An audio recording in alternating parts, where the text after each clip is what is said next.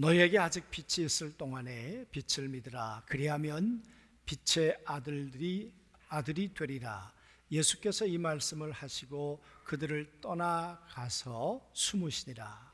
이렇게 많은 표적을 그들 앞에서 행하셨으나 그를 믿지 아니하니 이는 선지자 이사야의 말씀에 이루려 하심이라. 이르시되 주여 우리에게서 들은 바를 누가 믿었으며 주의 팔이 누구에게 나타났나이까 하였더라. 그들이 능히 믿지 못한 것은 이 때문이니 곧 이사야가 다시 일렀으되 그들의 눈을 멀게 하시고 그들의 마음을 완고하게 하셨으니 이는 그들로 하여금 눈으로 보고 마음으로 깨닫고 돌이켜 내게 고침을 받지 못하게 하려 함이라 하였음이더라. 이사야가 이렇게 말한 것은 주의 영광을 보고 주를 가리켜 말한 것이라. 그러나 관리 중에서 그를 믿는 자가 많되 바리새인들 때문에 드러나게 말하지 못하니 이는 출교를 당할까 두려워함이라. 그들은 사람의 영광을 하나님의 영광보다 더 사랑하였더라. 우리가 성탄절이 되면 아마 많이 듣는 단어 가운데 하나가 영광이라는 단어일 것입니다. 하나님께서 예수 그리스도를 통해서 영광을 받으셨다. 또 하늘에서는 영광이다. 우리가 불렀던 찬송 가운데도 계속 많이 반복되고 있는 단어가 영광이라는 단어였지요. 여러분, 영광이라는 단어는 무슨 뜻일까요? 또 영광은 어떤 사람이 얻고 또 돌리게 되는 것일까요? 오늘 말씀 가운데 보면 하나님의 영광도 있고 사람의 영광도 있다. 근데 둘은 선택해야 되는 것 같아요. 하나님의 영광보다 사람의 영광을 더 사랑했다 하는 걸로 보아서는 하나님의 영광도 사랑할 수 있고 사람의 영광도 사랑할 수 있고 둘의 영광을 차등을 둘 수도 있다. 그런 이야기가 되겠죠. 사람의 영광과 하나님의 영광이 비교가 될까요? 또 하나님의 영광을 그렇게 버리고 사람의 영광을 선택한다는 것 기준이 뭘까요? 그리고 그런 선택을 하게 될 때 사람들 안에 있는 갈등과 고민은 무엇일까? 고민 없이 갈등 없이 그런 결정을 하지는 않았을 것 아니잖아요. 그러니까 오늘 말씀을 통해 왜 관원들이 지도자들이 그러니까 알 만큼 아는 사람이고 존경받는 사람들이죠. 그러니까 사람의 영광을 가지고 있는 사람들이에요. 명예, 부, 지위, 사람들로부터 종교적으로 인정도 받았겠죠. 이 사람들이 가면 아마 박수 소리 받았을 것입니다. 이 사람들이 가면 자리를 양보해 주었을 것입니다. 여러분, 이 사람들이 예수님을 몰랐다고 말하지 않아요. 이 사람들이 예수를 믿었다고 말해요. 예수님을 믿었는데 사람의 영광을 더 사랑했다. 지금 그 이야기를 하고 있는 것이죠. 여러분, 영광은 한번 생각해 보십시오. 어떤 분들이 영광을 돌리는가? 옛날에 우리 축구할 때 보면 박주호이가 골을 넣고 나면 달려가서 무릎을 꿇고 기도하잖아요. 승리한 사람이 영광을 돌리는 겁니다. 그렇잖아요. 이긴 자가 영광을 돌리는 것이죠. 오늘 내가 골을 넣게 한 것, 그 내가 취해야 될 영광이 아니고 나에게 건강도, 내게 재능도, 그리고 골을 넣을 수 있는 이 모든 여건을 허락해 주신 분이 저분이야. 그래서 저분 바라보도록 사람들을 그분을 집중하도록 만드는 것, 그래서 그분께 영광이 돌아가도록 하는 거죠. 그렇다면 사람의 영광은 어떤 것일까요? 사람의 영광도 승리하는 사람이 돌리는 거겠죠. 치열한 싸움에서 승리했고 또 여러 가지 지위가 있었을 텐데 그 지위를 얻기도 했고 명예도 얻었던 사람들이었겠죠. 그래서 그들에게는 사람의 영광이 있었습니다. 그게 여러분 나쁜 것입니까? 아니잖아요. 사람의 영광도 우리에게 소중하잖아요. 명예도 소중하고 우리의 삶의 부도 소중하고 또 내가 가지고 있는 지위, 예수 믿는 사람들이라고 그런 것들이 필요 없나요? 그것 아니잖아요. 그러니까 열심히 살아서 하나님의 은혜 가운데 살아서 또 사람의 영광을 돌릴 수도 있었다 그 말이에요. 그런데 이게 왜 문제가 됐을까 그 말이죠. 오늘 이야기는 예수님 계실 때 이야기였습니다. 그리고 이것을 다시 기록할 때에는 1세기 말 초대교회 성도들이 어려움을 당할 때 요한복음을 썼다고 몇 번 말씀을 드렸습니다. 도미시안 황제에 의해서 극한 박해를 받을 때, 사자굴에 잡혀가야 했을 때, 내가 유대교로 다시 개종하지 않으면 생존의 위협을 받아야 하는 그때, 그 갈등의 시기에 오늘의 이 요한복음을 독자들이 읽고 있는 것입니다. 예수님이 계실 때 있었던 이야기. 여러분, 예수님이 계실 때 이렇게 이런 사건이 있었다고 말하잖아요. 예수님이 많은 표적을 보여주셨어요. 이렇게 많은 표적을 보여주면 사람들이 생각할 때 이 예수는 사람이 아니구나. 우리와 똑같은 사람의 몸을 입고 우리와 함께 계시지만 누가 무덤에서 사람을 살려낼까? 누가 38년 된 병자를 일어나 뛰게 할 수 있을까? 요한복음 9장에서 눈먼 자를 누가 눈뜨게 할 수 있을까? 그것 말고도 여러 가지 표적을 사실은 행하셨죠. 그 표적을 보면 이분이 누군가를 알아야 했었다 그 말이에요. 그리고 예수님이 누군가를 알아가는 사람이 점점 생기기도 했지만, 그러나 많은 사람들이 예수님을 알아보지 못했다. 그래서 예수님은 안타까운 마음으로 이런 얘기를 하셨죠. 내가 있는 동안에 나를 믿었으면 좋겠다. 내가 빛인데. 그런데 예수님을 믿으려고 다가오는 것이 아니라 예수님을 잡아 죽이려고 오니까 예수님이 몸을 피하셨습니다. 그러면서 이렇게 많은 표적을 그들 가운데 행하였으나 그들은 예수를 믿지 아니했다. 정말 미안하다. 정말 이상하다 그 말이죠.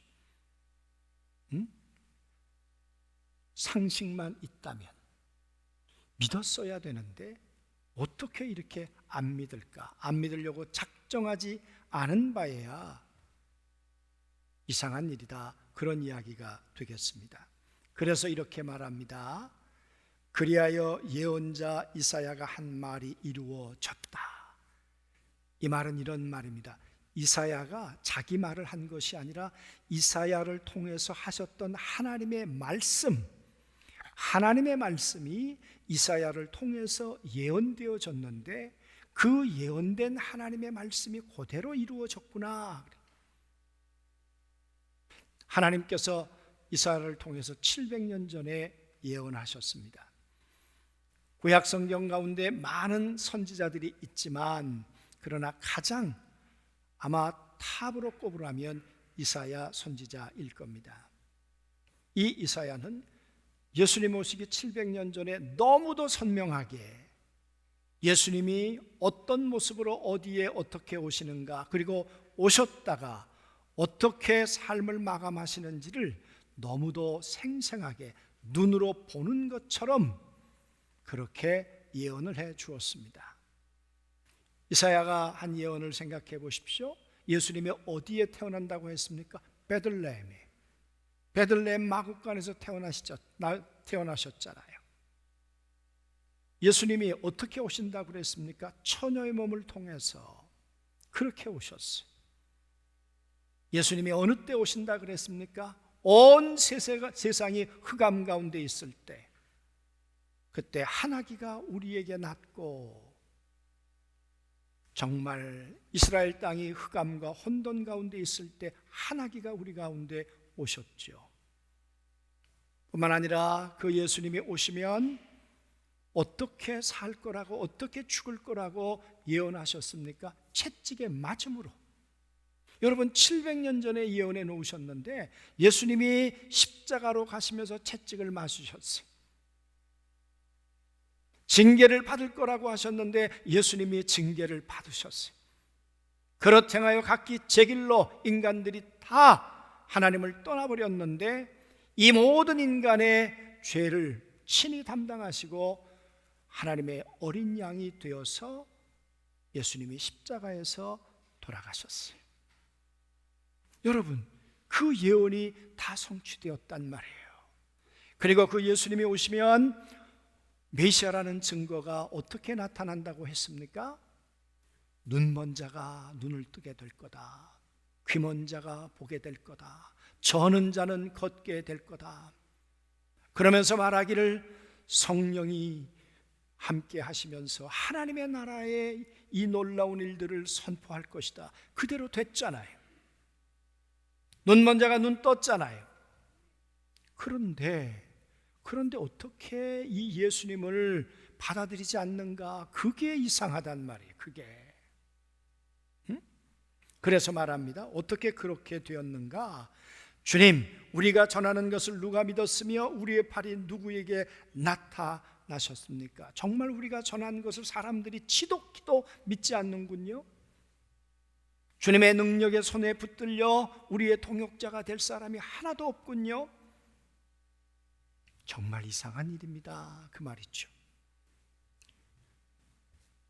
왜 이런 일이 이루어졌는가? 이사야에서 이렇게 예언했다는 거예요. 주님께서 그들의 눈을 멀게 하시고 하나님께서 사람들의 눈을 멀게 하셨다.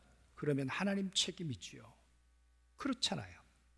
하나님이 예수 그리스도가 보이지 않도록 눈을 멀게 하셨다면 예수 안 믿는 책임은 예수님께 계신 거죠. 있는 거죠. 여러분, 우리가 이 본문을 읽으면 그렇게 우리가 이해될 수 있지만 헬라어 원어를 보면 이 사람들이 이렇게 말하는 거예요. 나는 눈을 뜨고 있어요. 나는 하나님을 알고 있어요. 나는 성경을 잘 알고 있어요. 그런 사람들에게 하나님께서 눈을 가리우셨다는 거예요. 하나님께서 요한복음 9장에서 눈먼 사람을 제자들이 만났습니다. 그리고 그렇게 물었습니다. 이 사람이 누구의 죄 때문에 이렇게 됐습니까? 그랬더니 아니야, 누구의 죄 때문이 아니고 하나님의 영광을 위해서 이렇게 된 거야. 여러분, 눈먼 자가 어떻게 눈을 뜨게 되었습니까? 예수님께서 말씀하셨어요. 눈에 진흙을 바르시고 그리고 실로암까지 가라. 이 눈먼 자는 예수님의 말씀을 사람의 말로 듣지 않았어요. 하나님의 말씀으로 듣고 그리고 실로암까지 가서 물에 빠졌습니다. 그랬더니 눈을 뜨게 되었다. 그 이야기가 끝나는 9장 마지막에 뭐라고 말합니까? 본다고 하니 너희들 가운데 한 사람도 눈뜬 자가 없다. 그런데 내가 소경입니다. 내가 보지 못했습니다. 이런 자는 보게 되었고 믿게 되었다. 그 말 아닙니까? 오늘 유대인들이 우리는 하나님의 백성이야, 선민이야. 우리는 매일매일 토라를 암송해. 우리는 절기를 지키는 사람들이야. 그런 사람들, 내가 하나님을 잘 알고 믿고 있다고 하는 사람들, 그 사람들에 대해서 눈을 멀게 하시고 그들의 마음을 무디게 하셨고 그들이 눈이 있어도 보지 못하게 하셨고 마음으로 깨달아 돌아서지 못하게 하였다. 왜? 본다고 하니까. 그러면 어떤 자를 고쳐주신다는 이야기예요? 하나님, 내가 소경이에요. 하나님, 내가 예수님을 보고 싶어요. 예수님의 말씀하시면 나는 사람의 말이 아니라 하나님의 말씀으로 듣고 내가 실로암까지 갈 거예요. 이 하나님의 말씀을 붙들고 말씀이 육신이 되어 자기의 삶을 표적의 주인공으로 만들 수 있는 사람, 그런 사람은 예수를 경험을 통해 보게 된다는 거예요. 경험을 통해서. 오늘 이사야에 대해서 이렇게 마지막 이야기를 합니다. 이사야가 이렇게 말한 것은 그가 예수의 영광을 보았기 때문이다. 700년 전에 그는 예수의 영광을 보았다는 거예요. 예수가 이 땅에 오셔서 말씀이 육신이 되어서 하나님의 말씀을 따라 순종하심으로 사람의 몸으로 오셨고, 그리고 말씀을 따라 눈먼 자를 눈뜨게 하셨고, 말씀을 따라 병든 자를, 저는 자를 일으켜 세우셨고, 그래서 그가 했던 모든 일들은 하나님의 말씀을 성취함으로 영광을 하나님께 돌려드리는 사람이 되었다는 거예요. 이사야는 700년 전에 그 예수를 보았다는 거예요. 뿐만 아니라 예수님이 그들에게 보여주었던, 유대인들에게 보여주었던, 또 우리에게 보여주었던 최고의 표적은 무엇입니까? 십자가에 돌아가시는 거예요. 절망 가운데로 돌아가시는 거예요. 사망의 무덤 속으로 들어가시는 거예요. 그러나 3일 만에 부활하셔서, 사망아 너의 쏘는 것이 어디 있느냐, 우리의 영혼은 부활의 몸을 입고 다시 산다고 하는 이 표적을 우리 가운데 보여주시고, 하늘에 오르사 하나님 보좌에 앉으셔서 천사들과 이 모든 것들이 그리스도 앞에 무릎을 꿇게 하셨던 왕 중의 왕의 표적을 우리 가운데 보여주셨죠. 그리고 나는 재림의 주로 다시 올 거야. 내가 처음 왔을 때는 마국간에 왔다마는, 그러나 내가 다시 올 때는 천사장들의 나팔 소리와 함께 왕 중의 왕으로 나는 오게 될 거야. 오는 동안 우리는 어떻게 살아야 될까?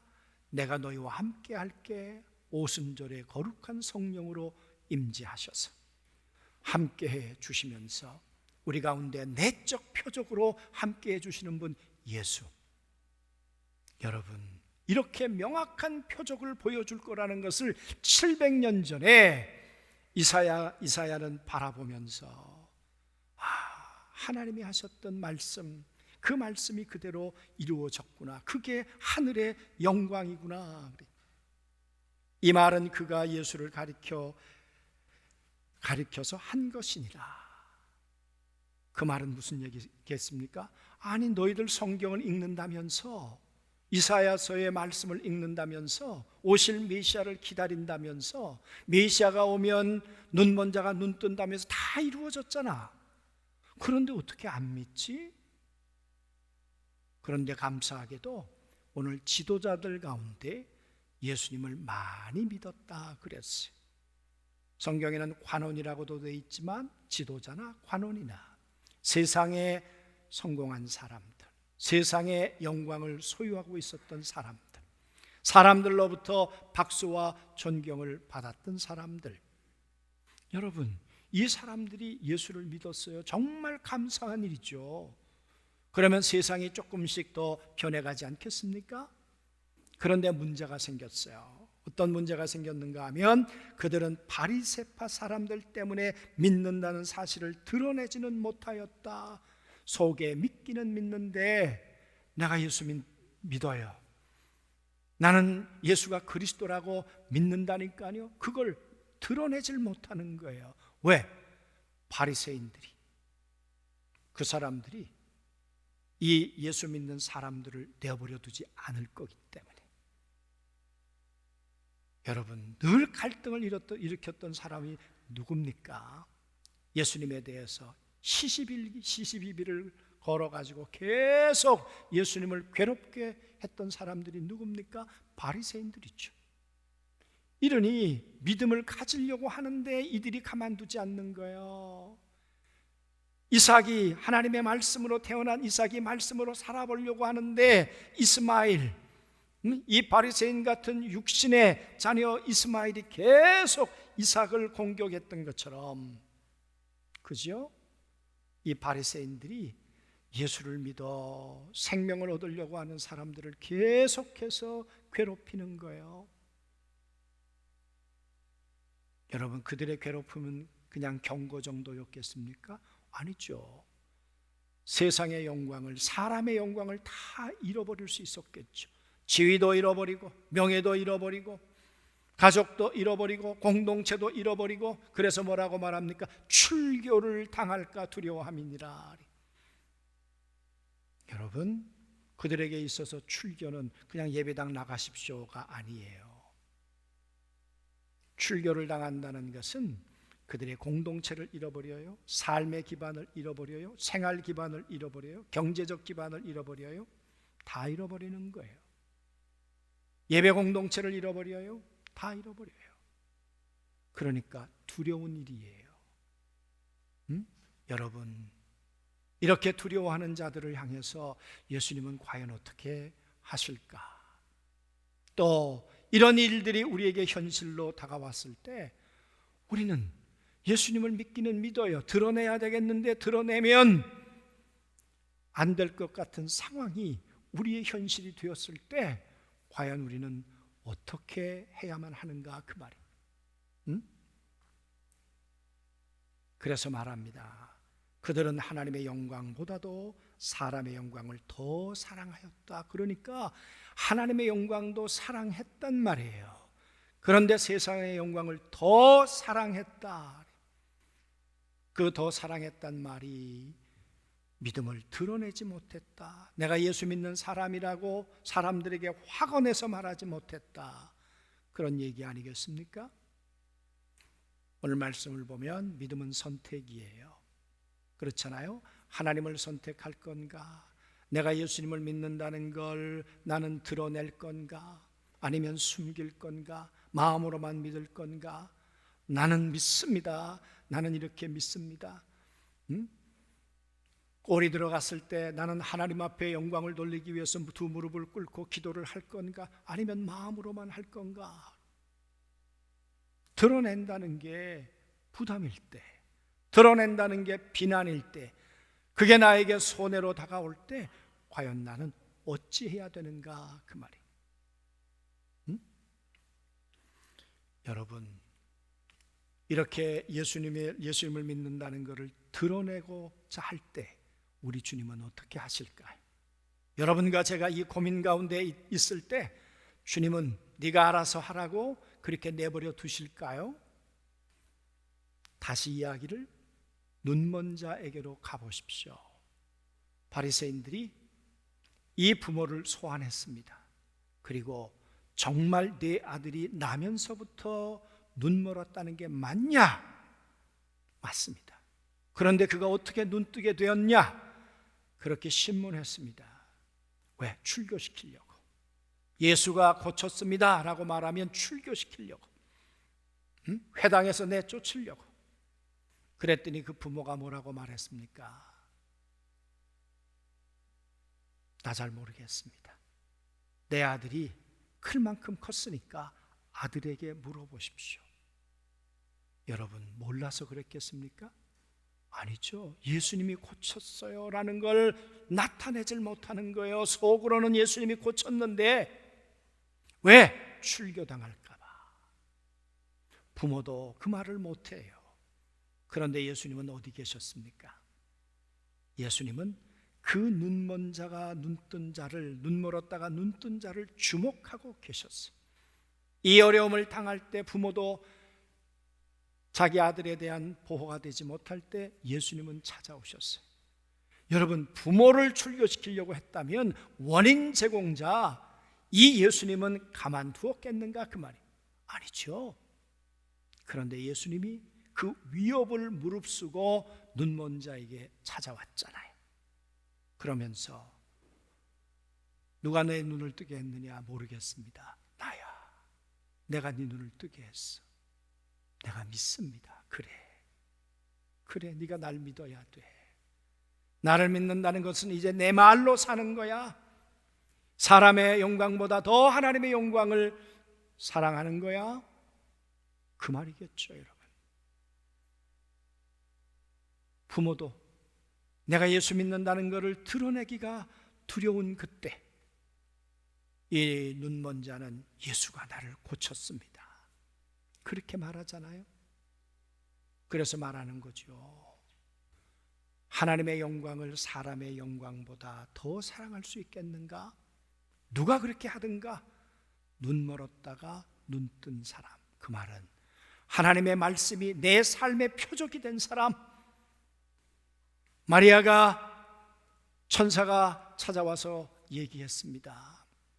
은혜를 입은 자여 평안할지어다. 내가 아기를 가질 거다. 내가 사내를 알지 못하는데요. 아니, 지극히 크신 이의 능력이 그 일을 이룰 거야. 계집종이오니 말씀대로 이루어지기를 원합니다. 말씀이 육체를 입어서 예수 그리스도가 성령으로 잉태되어서 10달 만에 그리스도를 출생하게 되었어요.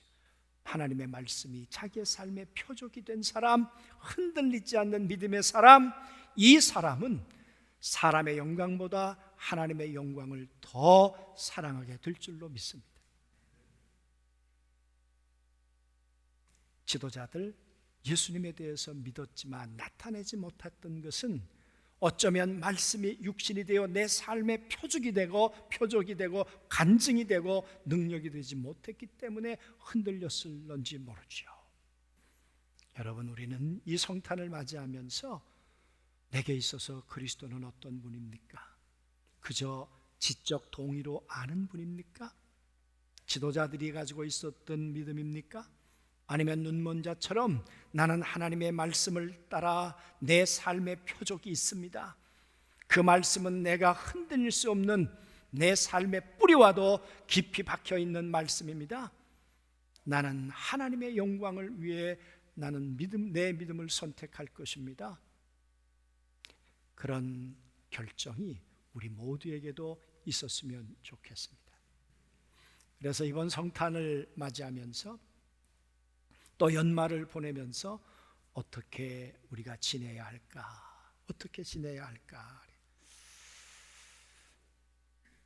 사랑하는 성도 여러분,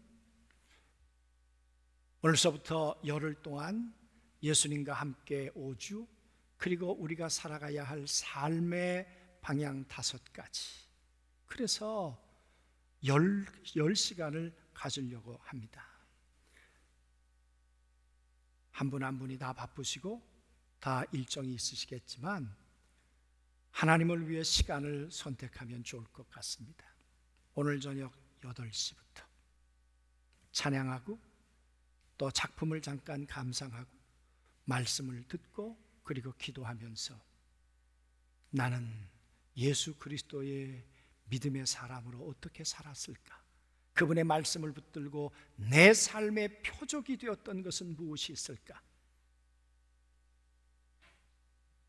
그분과 함께 나는 새로운 한 해를 어떻게 살아가야 할까? 이런 부분들을 돌아보고 그리고 결심하는, 결단하는, 준비하는 시간. 왜? 지금까지의 시간도 소중했지만 다가올 2022년은 더 소중하니까. 뿐만 아니라 우리는 어떻게 이 OW의 삶을 살 것인가?